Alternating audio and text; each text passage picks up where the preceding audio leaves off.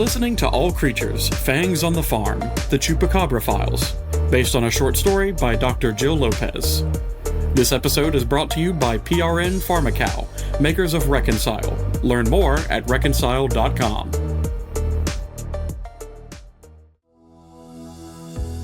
For years, Reconcile has stood by your side to help dogs and their families navigate the challenges of separation anxiety with unwavering reliability. Trusted by veterinary behaviorists and proven in countless cases, it remains the steadfast choice for bringing balance and well-being to the pets who need it the most. When consistency, experience, and trust matter, turn to the veteran of calm, because peace of mind is earned, not claimed. Did you know that Reconcile.com has helpful resources for both veterinarians and pet owners? Be sure to check out the Behavior Bits portal for expert advice from top veterinary behaviorists about common issues like crate training, the importance of enrichment toys, independence training, and much more. Check it out at Reconcile.com. Important safety information.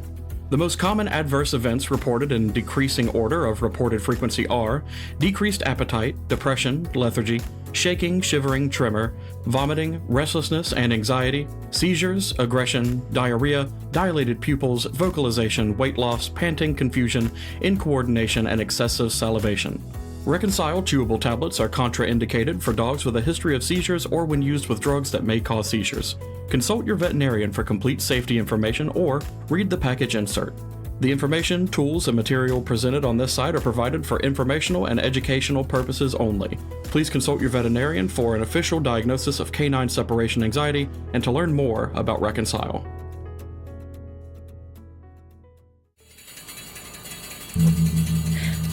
Men! Ha! Kote! Yeah, do! Ouch! Men! Ah! Ha! Kote! Yeah, do! Watch it! Wait a minute! Kiken Tai Ichi. Huh? Smalls. It means spirit, sword, and body in unity. It's a reminder to align your physical movements with mental focus and energy. Let's go over the basics again. Kendo is all about controlled, precise strikes to the head, men, wrists, kote, and torso, do, plus the right posture, footwork, and use of your shinai. Let's go through it from the top. Yeah! No. Let's start over from the top. Yes! All right, Dr. Smalls, we can take a break. But remember, Kendo is a crucial part of training. It'll help you protect yourself, and it's an art form that takes a lot of dedication. Some of the best Kendo masters are in their late 70s. 40 more years of this? No thanks. I think I'll stick to running away, flailing my arms like that guy on the highway. You know, the flaggy man. What's his name? Oh, that would be the wacky waving inflatable tube man. Wacky waving inflatable tube man? Dr. G, you're the full package. Smart and deadly. Thanks, Yoron. Well, as much as I'd love to keep battling Smalls with my Shinai, you know what day it is, right? Thursday? Yes, Thursday. The 3rd of July. And that means today at 5:05 p.m., I'll be hitching up my new Airstream and heading to the Goshen Fairgrounds. Tomorrow's the Goshen Stampede.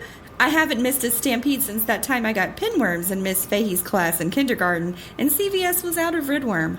TMI, Dr. G. Oh yeah, Dr. G.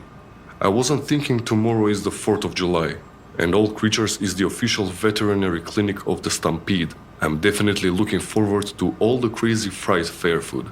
Stampede? What's that? The Goshen Stampede is basically the ultimate rodeo vibe of the Northeast. Think wild bull riding, epic barrel races, and all sorts of cowboy chaos. It's like the country version of a festival. Tons of food, music, and they even have a chainsaw competition. And by the way, that's my favorite part. If you want to know what it's like to be a real Connecticut Yankee, you've got to join us. You'll love it. Plus, you can help me out at the Animal Expo. I've got some obstetric gloves in your size. You'll love it. Obstetric gloves? Rectal palpations? Oh, it definitely doesn't sound like my kind of weekend. Oh, come on, Smalls. Don't you remember how much fun we had working cattle in vet school? You were a total pro at the breeding soundness exam. Yeah, I guess I was a whiz with tape measures. Is that a yes? Please, please, please say yes, you can even stay in my Airstream. Okay, I'll do it. I did say I wanted to get to know Connecticut better, and I guess this is one way. Tell me about your Airstream, though. That's a new buy, right? I saw it outside, but didn't know it was yours. Yes, I love him. I call him Cloudy because he's a flying cloud. All my friends in the Airstream Lovers Facebook group name their streams, and that's what we call them, streams. And I'm a proud streamer. You're going to love it. We'll use it as our home base, and then we've got a spot in Barn 2 to stash all the equipment. It'll be like a sleepaway camp, but with fried Oreos. I promise you're gonna have a blast. Oh, how exciting. I guess count me in. Oh no, it's Keisha. How does she always know when we're slacking off? Yeah, Keisha's got that sixth sense. But to be fair, we have been down here for a while. There's probably a whole crowd of impatient pet owners in the lobby by now. Yep, that's probably it. Just answer it and tell her that we'll be right there. No, better idea. I will tell her that we're out at lunch and had a flat tire or something. Hey, Keisha, you're not gonna believe this, but... Dr. G, let me guess. You had a flat tire. Yeah, actually. Well, I just wanted to call and remind you that I'm leaving early today. I'm off for the next 5 days, remember? Oh yeah, of course, your vacation starts today. Thanks for the reminder. Hope you have an awesome time. Got anything planned? Not really. Oh. Well, I'm heading out. Hope you and Smalls get that tire fixed soon. There's a lobby full of impatient clients in here, and Sam is not very happy about it. How does she do that? How did she know that you were going to say about the flat tire? It's kind of spooky. Yeah, it's like she's psychic or something. Let's get up and finish the day up. We have to leave here at 5:05 p.m. on the dot if we're going to get a good parking space for Cloudy. The Stampede. OMG, you don't even know how much I live for this Stampede. I was practically vibrating with excitement. I couldn't wait to hitch up my stream and get my hands on a fried turkey leg. Diet be damned. This weekend was going to be everything. Amazing, incredible, life-changing. I just knew it. I was so ready. Of course, Smalls and I had to hustle to clear out every client with Sam looking like she was about to explode from the stress. It was like herding cats. But finally, at 6:35 p.m., I managed to flip the sign to closed. Not exactly the smooth early out I had hoped for, but whatever. The promise of fried food in the next hour made up for it. I could already taste it. And now, the best part, getting to show Smalls all the best stuff at the Stampede. Maybe I could even convince him to join the skillet tossing competition. I know he's got what it takes to win that one. Honestly, with his energy, he would totally nail it.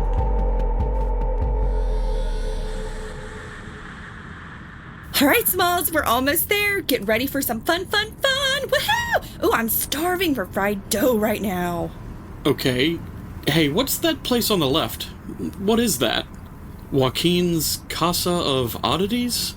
And what's that thing out front? A dog beast dinosaur statue? Where are we? Oh, let's see. Joaquin's Casa of Oddities.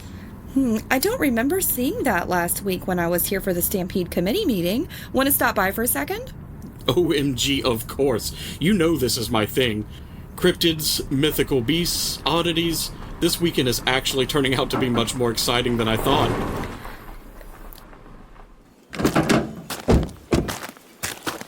Chupi, the Chupacabra. Wait, Chupacabra? That's goatsucker in Spanish, right? Yeah, that's definitely a goatsucker. Chupacabras in Connecticut? I guess it makes sense. Wow, look at these details.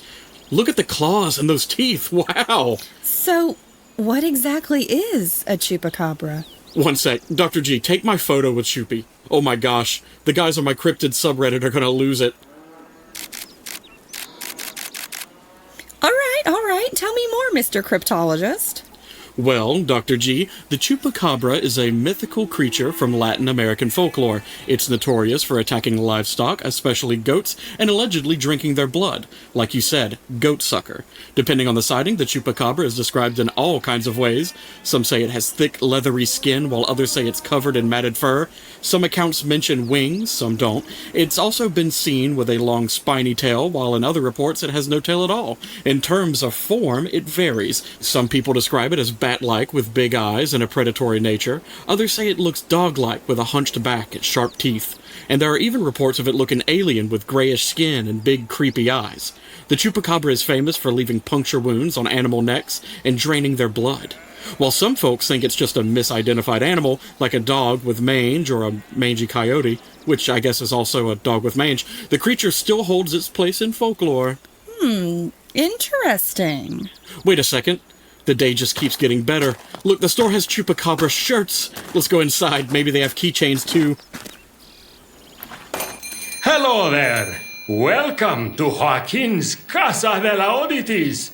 I'm Joaquin, of course. Is there something you are interested in? Hey, nice place you've got here. Thank you. We moved in this week, and I just finished unpacking our last box. Looks like you're a fan of Chupi. He's become pretty popular lately. Yeah, this is an amazing replica. I see you went with the more canine version. You know your Chupacabra? Yes, there are lots of different versions, but I think he's definitely more wolf-like than the snake-like depictions some artists use. The nails, the teeth. Yes, our Chupi is a classic. Want to check out some of our official Chupi merch? We've got Chupi birdhouses, coffee mugs, keychains, license plates, even souvenir spoons. Wow, I'm in cryptid heaven. Do you take Apple Pay? 45 minutes and $500 later, I finally got Smalls and his giant bag of plastic Chupacabra junk into my truck. We headed to the fairgrounds camping area, but since we were now more than 2 hours behind schedule, we ended up parked at the worst location, right next to a row of porta potties. Not exactly the prime spot I was hoping for. So far, this evening is not going as planned. We managed to unhook the Airstream, plug it into the electric, and then we went on a tour of the greatest, most fried foods known to man. Tonight was going to be great, though. I was determined to show Smalls the magic of Connecticut. No one can say no to a deep-fried pickle. He would finally see that this life was where it's at. Of course, his hometown, New York City, was nice, but Connecticut, that's where all the fun happened. If I never see another fried pickle, it'll be too soon. I don't think my liver can handle one more drop of grease. How are you not sick? You know, my dad always said I had the constitution of a truck driver, but hey, I'm sorry you're not feeling well. Let me see if I've got some Tums in here somewhere. Hey, Sam, Yoran, you made it finally. Wait. But first, take off your shoes and put on the booties. Do not get any mud in Cloudy. This is the worst location ever. It smells terrible outside. I think the porta potties are starting to get really ripe. Ugh. This has to be the worst location possible. Well, you've got to look on the bright side. Sure, we're in probably the worst location, but let me think about it. There has to be some upside to parking this far out. I'll have to think about it. So, did you see my text? Can you believe what happened? My text. Text? Yeah, I texted you 4 times this morning about the dead cow. Dead cow? Dead cow? On my watch? Why didn't anyone come and get me? Okay, Dr. G, what do you think we are doing here right now? Oh, yeah. Sorry, it's just so early. I haven't had coffee yet. Brain fog over here. Coffee up, because this day is about to get real bad real fast. Sam, show them the photos. Sure. Check this out. Oh, yuck. Oh my God! Geez, what is that? Who would do something like that? What kind of sick person would do that? According to the police report, a prized Jersey cow was found mutilated. The ears and others have these strange cuts on them, and it looks like their bodies were drained of blood. The weird part is there is no blood anywhere, no tracks, no footprints either. This is really weird. This is so weird. Joran, did you call the VIA? Do they know anything about this? Yes, again, check your text. We've officially got a new case. According to our team, this is almost identical to a cow mutilation seen in New Mexico in 1975. Let me read this to you. Between April and October of 1975, nearly 200 cases of cattle mutilation were reported in Colorado alone. Far from being just tabloid talk, this became a nationally recognized issue. That year, the Colorado Associated Press even voted it the state's #1 story. A senator even asked the FBI to get involved. Through the 1970s, more and more cases popped up across the American heartland.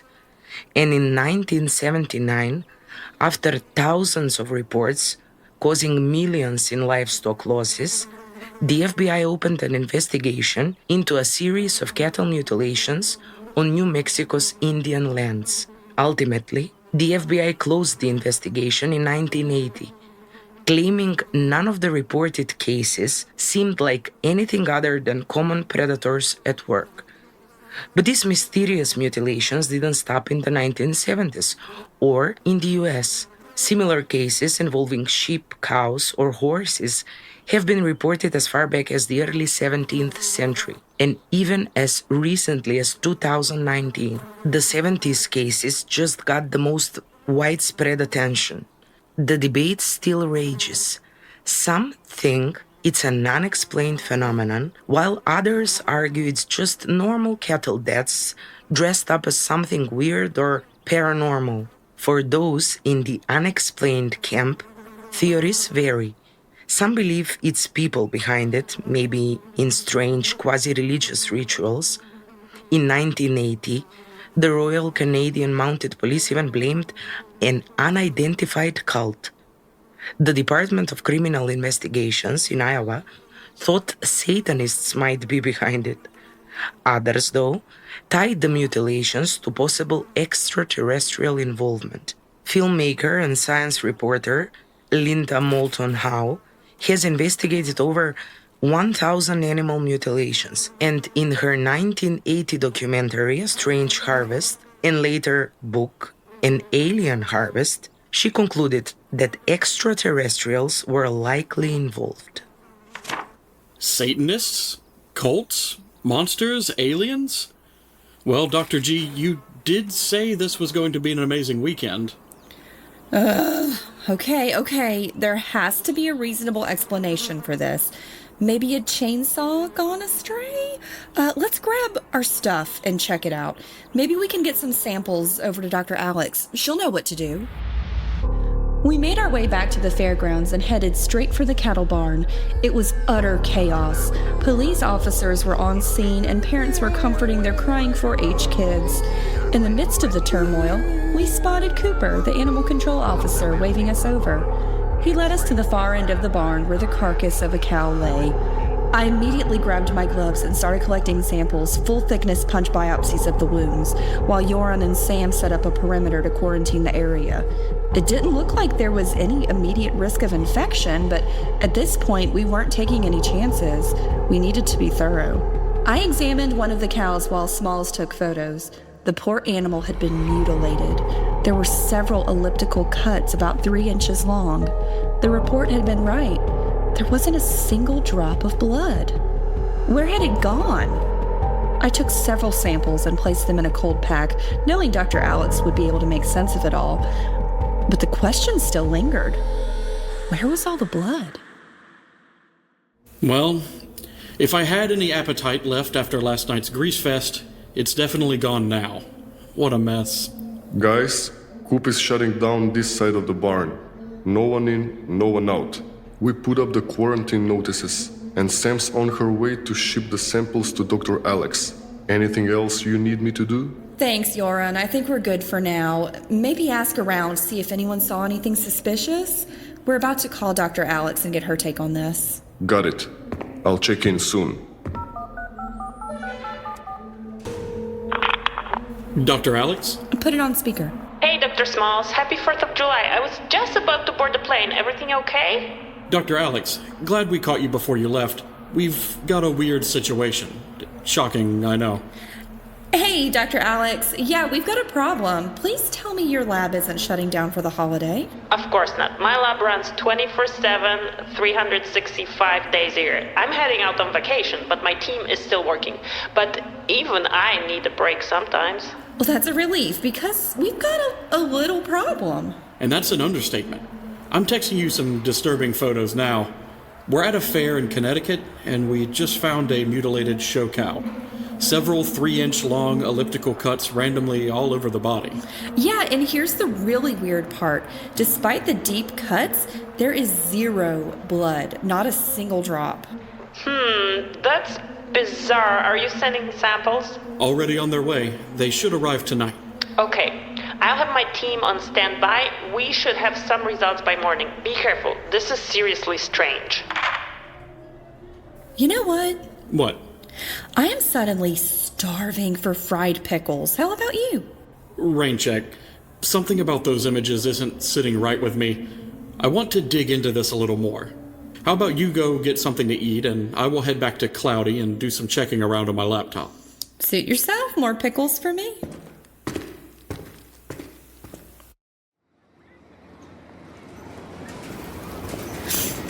Fried pickles, where are you? Fried dough, deep fried Oreos, fried Snickers, fried cheese. Oh, what's this?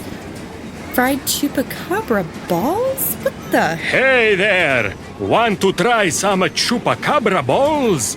They're our best seller. Wait a second. Aren't you the guy from the oddity shop down the road? That's me, Joaquin. And trust me, these are delicious. The most popular snack at the Stampede. Okay. But first, what exactly are they? They look pretty good. They are arancini, Sicilian rice balls. Oh, rice balls. I love those. Yes, we stuff them with meat sauce, mozzarella, and peas, then bread, and deep fry them to perfection. Oh, wow. These are amazing. And that marinara sauce. Hey, I recognize you now. Where is your friend? Bet he'd love some Chupacabra balls, too. He's, busy working. We're vets, and we're working here at the fair this weekend. Oh, that is nice. Did you hear about the cow? Yes, we did. Oh, yes. It's all over the fairgrounds. People are saying there is a real Chupacabra on the loose. Can't lie, been great for business. Speaking of which, you should try our Chupacorn doggies too. And we have a delicious dessert for you. Chupa Chillers. It is frozen mango slices dipped in chili seasoning. Hot and sweet at the same time. Oh, absolutely. Load me up. I'm starving.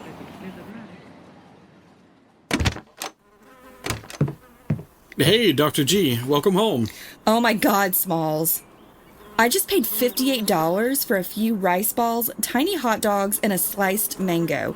$58. You have got to be kidding me. How could it be so expensive? I guess it was the Chupacabra style markup. Chupacabra style? Oh yeah, I ran into your friend Joaquin. Turns out that he also runs a greasy food truck.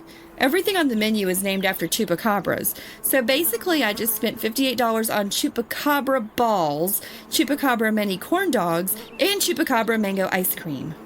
That's genius.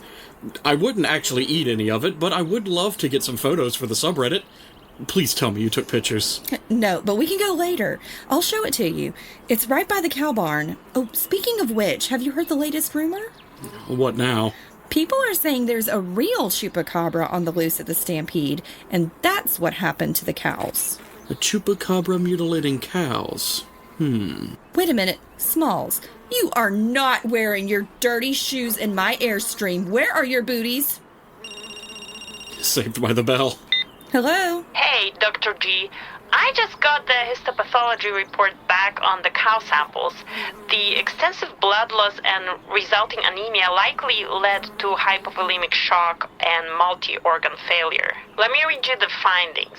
Skin and subcutaneous tissue, ulcerated epidermis with granulation tissue, suggesting irritation, dense perivascular inflammation with neutrophils, eosinophils, and macrophages, indicating an active hypersensitivity reaction, hemorrhage and dermal necrosis, edema and lymphatic dilation consistent with inflammatory exudation.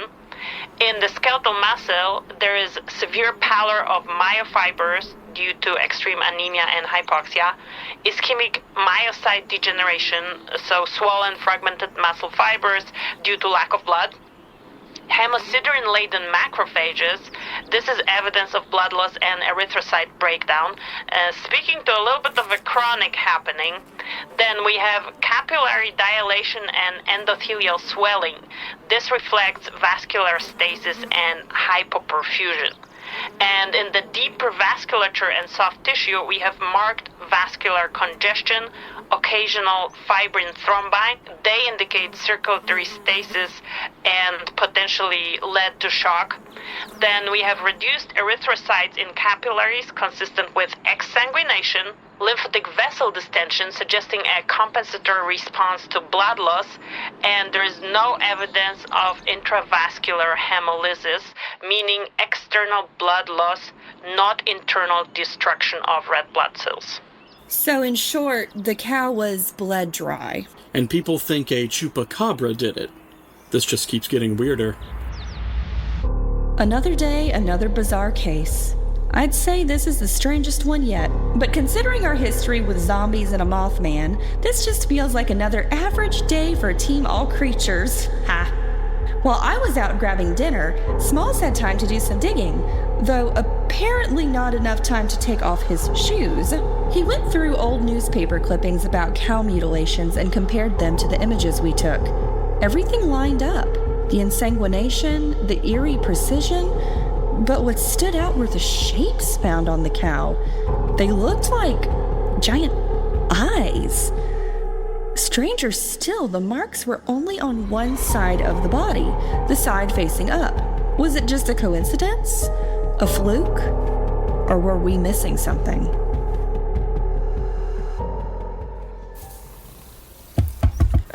Who is it? It's me, Yoran. Open up. Do you even know what time it is? It's 8 a.m. Oh, that's not bad. Well, I wouldn't be here if you didn't always put your phone on Do Not Disturb. You do realize that being a VIA agent means staying reachable 24/7, right? Not just when it's convenient. If you'd answered, I wouldn't have had to walk all the way over here. Anyway, here's the deal. Another attack. This time, there are 2 cows down. The scene looks exactly like the last one. Same strange cuts, no blood, no footprints, nothing. The owners of the cows, Robert and Barbara Slade, left them at 10 p.m. last night and found them like this around 7:30 a.m. When they came to prep them for the show, Sam's there now, keeping everyone out. We need you and Dr. Smalls down there ASAP. What's going on? Grab your bags, Smalls. The chupacabra struck again. We grabbed our gear and rushed to the barn. Sam had done a great job of securing the area and had already interviewed the cow owners, the Slades. Turns out, they were the same owners as the first cow from yesterday. She confirmed the timeline. Cows were last seen alive at 10 p.m., and then they were found dead at 7:30 a.m. No signs of struggle, no predators, no signs of human intrusion. She even asked if they had any enemies, maybe some jealous competitors who wanted them out of the show, but they had no leads. Smalls and I stepped inside the barn and just stared. The 2 cows, they were identical to the first one. Same breed, Jersey, same cuts, same eerie absence of blood. We had no idea what to do.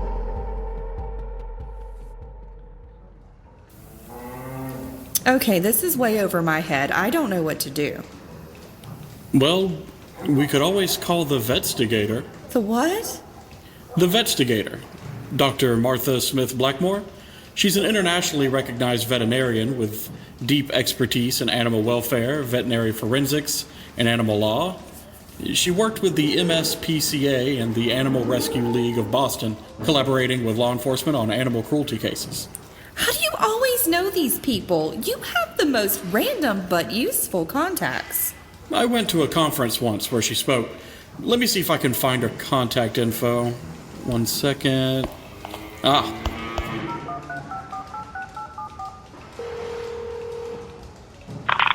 Hello, Vetstigator here. Hello. Dr. Smith Blackmore? This is Dr. Smalls. I know you must hear this a lot, but I'm a huge fan.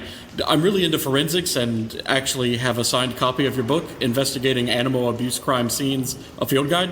I think you're just amazing. That is so nice to hear. So is this call just to tell me how wonderful I am, or do you actually need something? Well, yes. Yes, but also we have a situation. Go ahead, give me the lowdown. I'm at the Goshen Stampede in Connecticut. Have you heard of it? Of course. It's the big event before the Big E in Massachusetts. You know, in Massachusetts, we have to outdo Connecticut whenever possible. Stampede this weekend, and then our massive fair next week. Didn't know that. State rivalry at its best, I guess. Always. Well, here's the deal. We have a bizarre situation on our hands. 3 Jersey show cows, 1 found Friday, 2 more today, were discovered dead under extremely strange circumstances. We had pathology done on the first one, and it showed exsanguination. But there's no sign of antemortem trauma that would explain the blood loss. The bodies have multiple elliptical-shaped cuts, all on the side facing up. No blood, no footprints, no weapons, nothing. That is definitely unusual. Can you send me photos? Already on it. Yep, just got them. Let me take a look. Wow, this is definitely strange. Here's a few things you should think about doing. It looks to me from my observation that these sharp force trauma cuts, and indeed they look like cuts, they don't look like lacerations from blunt trauma because I don't see any tissue bridges across the incisions, and they do have sharp ends at either end. But you know what's weird? They're not deep. They're just superficial cuts, so that's really strange. So you've done some good photography, and that included overall photos of the calves, the heifers, and then mid-range, and then close up, so we can see where each of the lesions is located. But another thing I'd like you to do is to include a scale, or like a ruler, in each one of the images, so we can get some sense of scale. Also, standing at each of the heifers, I'd like you to do scene photography. So stand in one position and pivot and take a picture, so you're basically painting the whole scene for me, because I'd like to just take a closer examination to see if I can pick up on any clues from the scene. But then your next steps, I think, are to, I know that you had a pathologist perform a necropsy on one of these heifers, but I'd really recommend a necropsy by a forensic veterinarian, or you take these steps, okay? So you're going to look at the lesions. Because it's a cow, you can't do what we do in small animals. You're not going to be able to shave the entire body and reflect the entire hide to inspect the inner surface for other signs of trauma. But what I would like you to do is to take biopsy samples of those skin incisions and send them out for signs of vital trauma. And you need to approach this animal as you would with any other physical exam. Do a complete exam from nose to tail. Rifle through all the fur, perform palpation of all the long bones, perform manipulation of all the joints. With close examination, you may find some trace material that's going to help answer your question. From what you've shared with me and what I've seen so far, that's about all I can do from a distance. But please, if you find more evidence, please contact me, because I'd love to help you solve this mystery. As always, Smalls came through and saved the day. I didn't even know veterinary forensics was a thing, but now we're using it to investigate this case. We followed Dr. Martha's recommendations exactly. This time, instead of punch biopsies, we collected larger tissue samples. Some were placed in formaldehyde for histopathology, while others were fresh and sent for virology and bacteriology tests. We submitted a whole elliptical wound. Smalls also traced one of the elliptical wounds and created a replica image, which he texted to Dr. Martha, along with additional photos of the wound. He even placed a penny next to it for size reference.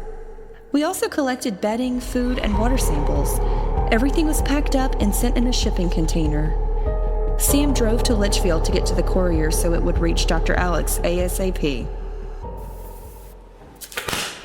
All right, that's a wrap. Sam's on her way to the courier. We should have answers soon. Yeah, I'm sure we'll crack this mystery soon. I can feel it. Hey, after we worked on the first cow, I thought we should set up a camera. I've been reviewing the footage and found a couple of strange things I think you should see. Look here, starting at 10 p.m. I've sped it up. See? The slates are living just like they said. I sped it up again. Now look. Random people passing by. And here at 4:30 a.m. Check this out. There's someone dressed in black. Black pants, shirts, and a cowboy hat. They enter and then 15 minutes later, they leave. Can you zoom in? I tried. The face is hard to make out because of the hat. Might also be a face cover. They definitely didn't want to be identified. The courier has the samples, and they are on their way, Dr. Alex. Need me to help with anything? Things just keep getting stranger. Yoren, can you stay around here and keep an eye out for the mystery cowboy? He might show up tonight for the other cows. Sam, can you look into the Slades? Maybe someone has a grudge against them, or maybe they're staging this for insurance money. Can you check if they bought any insurance policies or if anyone's coming after them? You got it. All right, boss. Okay, I hate to admit it, but I'm starving. Dr. G, I'm infected with the fairground fried food virus. I need some grease stat. Sounds like you need some chupacabra balls. Let's go. These are amazing. The dipping sauce is perfect. I know I'll regret this later, but it's totally worth it. The line was long, but look at this. It's the busiest food truck around. Hey there, buddy. Glad to see you. By the way, we've got some new merch. We bought it down from the Casa of Oddities just for fans like you. Check it out. We keep selling out. People love our Chupacabra gear. Here's your receipt. By the way, can you move a bit to the left? We've got some other customers waiting for their Chupa treats. $78. Hey G, can you take a quick photo of me by the truck? The guys are gonna love it. Say chupacabra cheese. Chupacabra cheese. Let's sit here and eat at this picnic table. So good. I really loved the mango. Let me see those photos you took. I want to make sure my eyes are open before I post them. Here you go. Wait a second. What? Hold on, let me zoom in. What's this on the bar of the food truck? That looks like an apple slicer or something like that? Let me do a reverse image search. 1 second. Oh, this is a 3-in-1 mango slicer. Peeler, cutter, splitter, and pitter with a stainless steel blade. Look at the blade shape. It's elliptical, probably 3 inches wide. This could be the tool that made those cuts. We need to get it and compare it to the tracing I made from the cow's wound. Are you saying Joaquin is cutting up the cows? Why would he do that? And did he bleed them out first? If he did, how did he do it? I'm not sure. We need to figure that out. I'll sneak back and grab the mango slicer. Meet me at the Airstream in 10 minutes, and yes, I'll take my shoes off this time. You better. See you in 10, and be careful. Smalls managed to distract Joaquin, grabbed the mango slicer, and preserved the fingerprints on the handle by slipping it into a plastic bag. We compared the blade shape to the traced image, and it was a match. Sam picked up the slicer to send to the lab to confirm the fingerprints and check if it was indeed the tool used on the cows. Everything was falling into place, but we still had questions. Why would Joaquin kill the cows? What was his motive? And even stranger, how did he take the blood without leaving a trace? Now we just have to wait. Hey guys, we've got the report. Come in, but take off your shoes. All right. You really need to turn off your do not disturb mode. Take a seat, everyone. Why is everything covered in plastic? The couches, counters. This feels like a scene from Dexter. Well, someone's worried about her Airstream getting dirty. Who buys a camper and expects it to stay spotless? It's a camper, not a lab. It's an Airstream, and it's perfect. Did you know 75% of all Airstreams are still in use? Streamers are obsessed with keeping them pristine. All right. Shoes are off. Let me show you the lab results. You're gonna want to sit down for this. 3 words. Asian longhorned ticks. Isn't that 4 words? Nope, longhorned is 1 word. Are you sure? Yes. Lone Star ticks? Those are from Texas, right? Don't they transmit Ehrlichia or something? Is this Ehrlichia? No, it's Asian longhorned ticks. Longhorned. Hemaphysalis longicornis. Never heard of them. It's not surprising. Let me tell you about them. Asian longhorned ticks are a new invasive species first discovered in Ohio in 2021. They caused severe blood loss in livestock, killing entire herds. These ticks prefer cattle and deer, but they can carry pathogens like Anaplasma phagocytophilum and Theileria orientalis, which can affect animals like cows. What's really scary is they can reproduce asexually. They clone themselves, laying up to 2,000 eggs at a time. They are tough to control because they hide so well and avoid pesticides. I spoke with Dr. Risa Prisopane from Ohio State.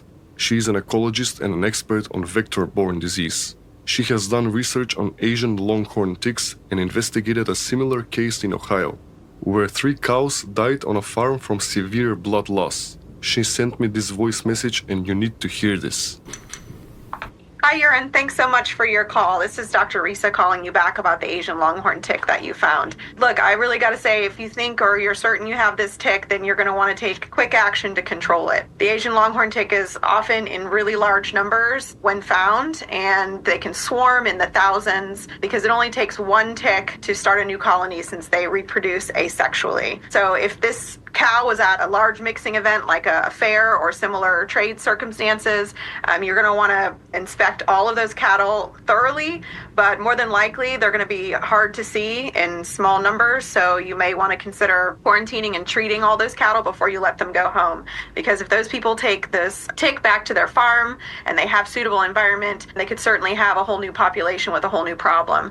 And so not only is this tick problematic in the sense that they can feed in large numbers, which can cause anemia and lethargy and potentially even exsanguination, but they also brought with them to the United States a novel disease, Theileria orientalis, the Ikeda type, which is highly pathogenic to cattle, but it presents a lot like anaplasmosis, so it can be difficult to diagnose in that regard unless you have that on your differential and part of your testing. One thing that pathologists report with Theileria is that when you're doing your necropsy, you can see that there's severe jaundice. Sometimes they're referred to as banana cows. So you're going to want to keep an eye out both for this tick and also for this agent Theileria orientalis, because although Theileria orientalis can be transmitted in multiple ways, kind of like anaplasma, it is most efficiently transmitted and most often introduced to a location by this tick. And so we see very high herd prevalence of Theileria when this tick is present. And like I said,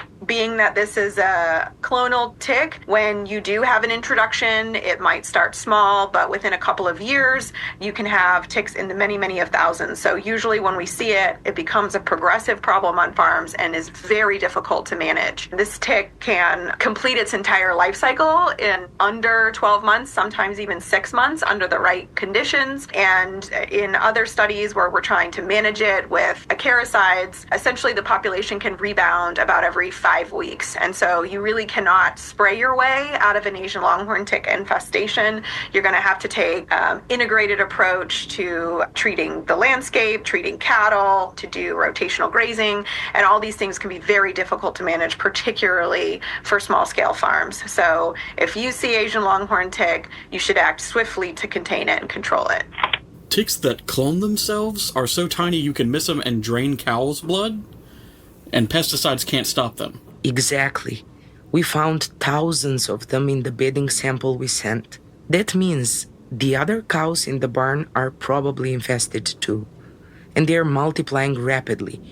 These ticks come in all sizes at different life stages, but even the larvae are tiny. Oh, I feel so gross right now. Speaking of gross, did you find anything on Joaquin? You mean Jonathan Myers, a.k.a. Joaquin, a.k.a. Sneaky Pete, a.k.a. Sleeping Jimmy?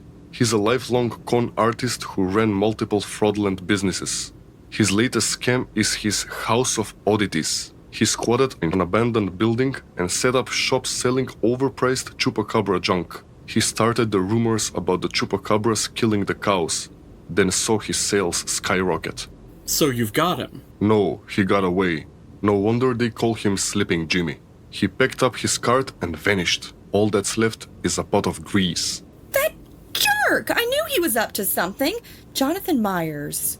That sounds so familiar. Well, we'll keep trying to track him down. Don't worry, karma's coming for him. Yes, karma. Let's hope it hits him hard. Oh no. Oh no, what? What was that noise? We have a problem, guys. That was my motion detector alert. I still have it on. Look, the Slades are moving their cows out right now. Those cows are infected with longhorn ticks. We need to stop them. Oh no! By the time we got to the cow barn, it was completely empty. The Slades had moved out the rest of their cows and were on the road. We locked the barn to keep the quarantine in place. There was no way we could risk those ticks spreading. With their cloning ability, this would spell disaster for Connecticut's dairy and meat industry. We rushed to the Stampede registration building to get the Slade's cell number, but guess who leaves their phone on Do Not Disturb? The Slades. Even worse, they weren't heading home. They were on their way to the Big E, the largest livestock event on the East Coast. If they got there before us, hundreds, maybe thousands of animals would be at risk. Fun fact, the Big E is the largest fair in New England and the 4th largest in North America, and it's exactly 50 miles from here. I am so done with fairs and fairgrounds after this. No more fried pickles. I'm blacklisting them. Oh, come on, a few bad apples shouldn't spoil the whole bunch. A few bad apples? I spent over $150 on greasy chupacabra snacks, and you dropped $500 on probably stolen chupacabra trinkets. Plus, after this mess, I doubt the steering committee will be inviting me back next year. If we don't get to the Big E in time, I'll be the vet who caused the cow apocalypse in New England. Gee, stay focused.